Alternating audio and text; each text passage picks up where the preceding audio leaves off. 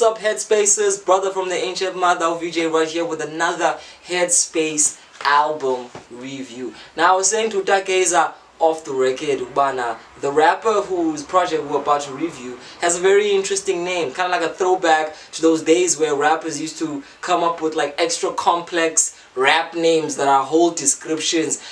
I am talking about none other than Crazy Aesthetic. Fascinating name because it says a lot, and in its whole distinct explanation it kind of gives you a sense of what the MC might be trying to do. He might be trying to really give us an eccentric visual scope of the world through his own experiences, of course. And I think through this particular project, Makwande, he does something phenomenal. Now, the one thing I'd like to say, just so that I can get it over and done with, Makwande's sonic texture is yet again another reason why I have to complain about the A word. I keep reviewing albums that are kind of infuriatingly within the same pattern of trap, 808 scope, and a lot of these songs sound so familiar to me that when I listen to artists who kind of voluntarily filter themselves into that bracket, I look for something really special and individualistic that can color their emotions, something just to give me hope. And the hope I got, because while the beats might be, you know, your typical open, sparse, bouncy trap beats, they do, number one, have a sense of variety. The one thing Crazy Aesthetic and his team did very successfully here was to give us the broadest scope of the artist possible. A lot of these projects that I review tend to be somewhat one-dimensional. Sometimes that's the point. You want to say one thing in particular and you don't necessarily want to construct a larger universe. But here we have such great breadth and space to breathe. There's a lot of sad songs, there's a lot of kind of reflective songs, there's a lot of high-paced, typical turn-up songs. In essence, this is a great epitome of just being human in all of its nuances. There's songs here for almost any mood you're into.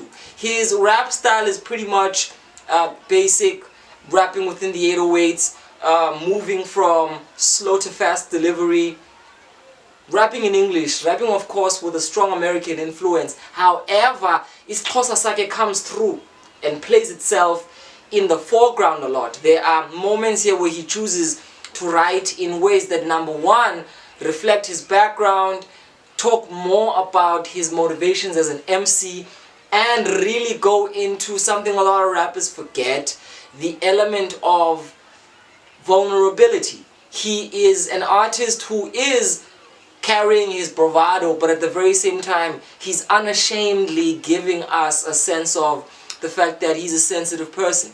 And, you know, people are sensitive generally. Dudes, women, whoever.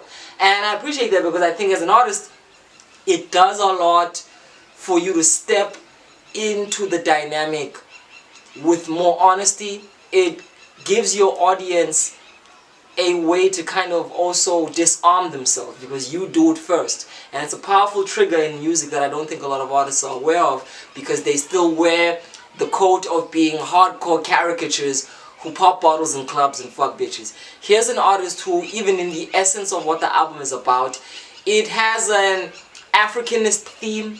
It's about a kid who's in South Africa and whose understanding of kind of the continent at large informs his whole navigation of what he's doing through rap. Even the album cover, we're talking off the record, really conveys that successfully. A lot of these album covers are just kind of wishy-washy pictures taken and done with slight filters and edits with a parental advisory sign stamped on them. He gave us something a little bit more artistic, and I think it reflects even in the music. There's a lot of effort to go beyond pop culture surface tropes. He really wants to be an artist with integrity, and this is the hope I'm talking about. The production is pretty much normal and steady, but the artistic integrity bounces off this album in a way that's so refreshing. It's really, really great to listen to artists who want to bring us into their humanity in ways that are profoundly eloquent and articulate. He might not have a style or cadence that is unique, but as a rapper, I trust one grows, one evolves. So from just navigating and engaging with himself and growing in the game, hopefully through this project, which allows him to kind of understand which direction to go from here, there will be a lot of filtering of novelty. It's very important, especially in these days and times where the game is very inundated and practically suffocated by a lot of the same thing, to find a way where you can stand out. And not for the sake of standing out, but just for understanding how your particular story can authenticate itself amongst other people trying to make their voice heard. Crazy Aesthetic, really proud of this project because in this generation, it is very rare to find the courage for vulnerability. It is very rare to find artists who want to step with integrity as the first foot forward. So I'm really excited that we have rappers in this ilk who are saying, yeah, I pop bottles, but at the very same time, I'm trying to be conscientious about how I grow and how I develop as a person. Because I mean, these things go hand in hand. The joy, the pain, the struggle, the strife, the triumph, the tragedy, the trials. So all in all, I want to give this project a solid 7.5 out of 10.